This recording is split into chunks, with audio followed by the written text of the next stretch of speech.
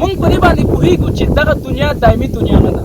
فقط او فقط 2 ورځې ژوند لرو. لومړنۍ ورځ باندې پیدا شي، په دوهمه ورځ به ژوندی، لیکن په درېیمه ورځ به ته مړ شي. فقط 2 ورځې ژوند. زما د 2 ورځې ژوند نه هدف څه شی دی؟ چې زمونږ او ستاسې دغه 80 او 100 کاله ژوند د 2 ورځو څخه حساب کېږي، چې په کومه ورځ ته پیدا شي بېرته به مړ شي. نو موږ او تاسې ټول مسلمانان په دې باندې باور او عقیده لرو چې بېرته به د قیامت په ورځ موږ تاسو ټول راژوندي کېږو. او دا همیش دپاره یاد ساته چې هېڅکله هم د دنیا پرستۍ ژوند ونه کړې. که چېرته ته د دنیا پرستۍ ژوند کول غواړې، نو دا یاد ساته چې ستا ځای جهنم دی.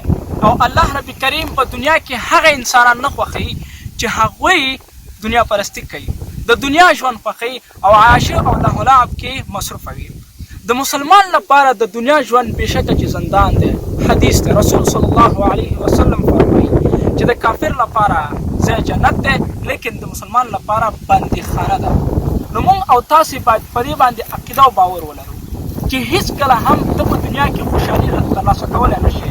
په 2 ورځو کې به ته ډېر کمې خوشحالیانې وګورې، لیکن غمونه او تکلیفونه به ستا په ژوند کې ډېر زیات وي.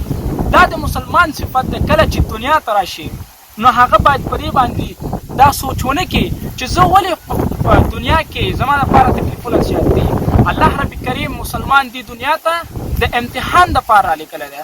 ولې چې په مقابل کې تا ته په بلې دنیا کې جنت تیار کړی چې تر څو ته دلته تکلیفونه مشقتونه وزغمې او ته د دې په مقابل کې جنت لاسته راوړې. نو وروڼو خویندو، موږ او تاسې باید په دې باندې فکر ونه کړو چې مسلمان ولې دې دنیا کې د 2 ورځو لپاره دومره تکلیفونه او غمونه کوي.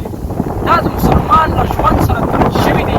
ته باید غم او تکلیف په دنیا کې تېر کړې تر څو ته د عزت خاوند شې، الله ته نږدې شې، د زړه له اخلاصه ته صبر وکړې په دې تکلیفونو باندې، تر څو په دغې 2 ورځې ژوند کې جنت لاسته راوړې. هېڅکله هم دې کوشش مه کوه چې صرف د 2 ورځې ژوند لپاره ته خپله دنیا غرق او تباه کړې، د کفارو تقلید غوره کړې، د هغوی پیسې ته خوښې کړې، د هغوی په شان دنیا پرستي او عیاشه ژوند غوره کړې. نو د مسلمان صفت دا نه دی چې ته دنیا ته راشې او ته ستا لپاره 10% خوشحالي ده، لیکن 90% ستا لپاره خفګان دی. ولې خفګان دی؟ ته باید په دې باندې فکر وکړې او سوچ وکړې چې مسلمان لپاره دنیا کې ولې خفګان دی. ځکه حدیث دی چې دا ځای ستا لپاره زندان دی. زندان کې خوشحالي نه وي او نه کوم بل څه، بلکې غمونه، تکلیفونه او همیشه لپاره خفګان وي.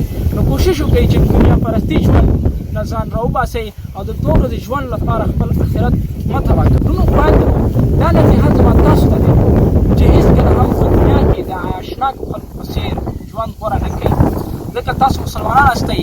او د بده مرغه چې کله موږ داسې حالت سره مخ شو چې بیا د کفارو تکلیف غوره کړو او زموږ او ستاسو ځای بیا جهنم وي، شک نه کوئ.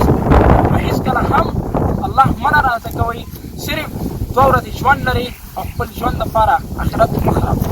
السلام علیکم ورحمة